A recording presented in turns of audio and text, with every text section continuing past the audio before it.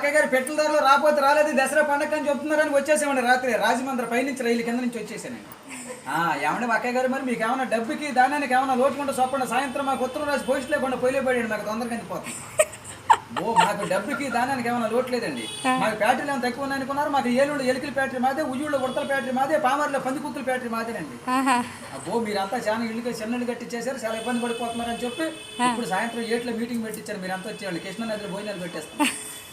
నేను చదువులో మాత్రం బాగా పాస్ అయిపోయాను అక్కయ్య గారు. నాకు చదువు సంకల కడికి వచ్చేసింది, గుడింతల గుండ్ల వరకు వచ్చేసింది, పాటల వరకు వచ్చింది, ఇంగ్లీష్ ఈదుల వరకు పరిగెత్తింది. కాకపోతే చదువు నిన్న మధ్యాహ్నం కొంచెం చదువు ఎక్కువ సంతకం పెడతాం మర్చిపోయాను.